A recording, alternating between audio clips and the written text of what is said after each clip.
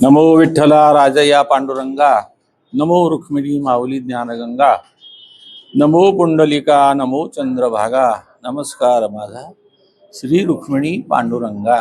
या ठिकाणी आज महाराष्ट्रामध्ये सर्वात श्रेष्ठ असलेल्या वारकरी संप्रदायांचे धुरीण असलेले परंपरा सांभाळणाऱ्या लोकांवर काही समाजकंटक लोकांनी पाश्चात्य संस्कृतीचे पैसे घेऊन जो हा काही हिंदू धर्मामध्ये वारकरी संप्रदायामध्ये तेढ निर्माण करणारा हा जो प्रसंग उभा केला आहे, त्याबद्दल या ठिकाणी निवेदन देण्याकरता तालुक्यातील संपूर्ण वारकरी मंडळ या ठिकाणी अध्यक्ष आहे, हजर आहे। वेदशास्त्र नाही ग्रंथ ज्या प्रमाण तयाचे वदन नावलोका, असं महाराज म्हणतात। वाचा बोलो वेदनेती। आक्षेप करणाऱ्यांचं म्हणणं आहे की सनातन वैदिक धर्म आणि वारकरी संप्रदायाचा काही संबंध नाही। असं कसं होईल?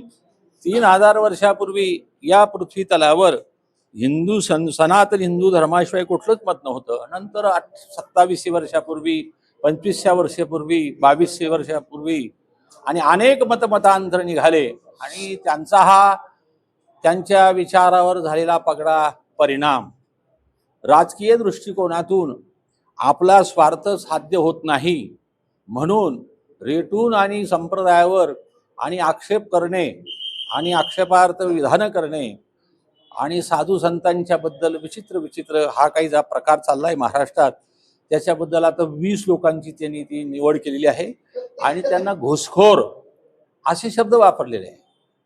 या एवढे श्रेष्ठ असणारे वारकरी ही घुसखोर समाज कंटक त्यांना म्हणतात।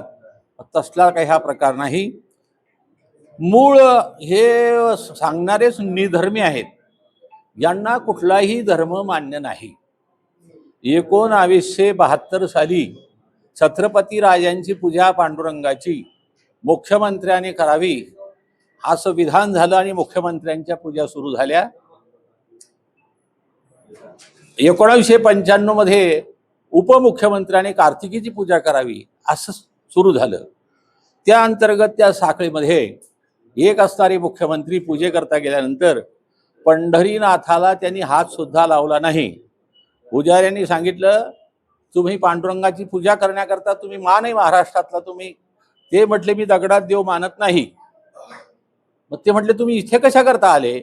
ते म्हणे, या लोकांमध्ये देव आहे म्हणून आलो। त्यांच्या मंडळीने पूजा केली, प्रसादाचा नारळ त्यांनी घेतला आणि नंतर काहीच दिवसाने म्हणे विठ्ठला अशी धोंडा, किडे पडो त्याच्या तोंडा, असं त्यांच्या तोंडामध्ये किडे पडले।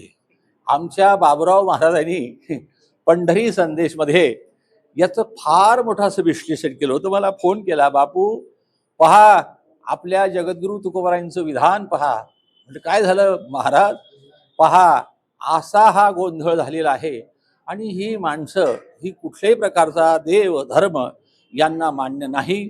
लांगूल चालन ज्याला म्हणतात आणि परधर्मीयांच्यात हात मिळवणी करून पैसे घेऊन विविध प्रकारामध्ये हिंदू धर्म सनातन वैदिक धर्मात फूट पाडण्याचं आणि त्यांचं राजकारणाची पोळी भाजून घेण्याचं जे कार्य चालू आहे, त्याच्यातला हा एक प्रकार आहे। आणि त्या प्रकारानुसार संपूर्ण महाराष्ट्रात मोठं आंदोलन सुरू झालेलं आहे।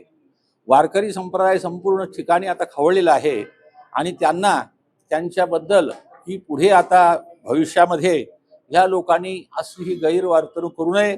साधू संतांबद्दल आज सोवळं जर म्हटलं महाराष्ट्रात तर वारकरी संप्रदायाचं व्यासपीठ धर्माकरता सोहळा आहे। इथे धर्मानी सांगायचं तर मग कुठं सांगायचा?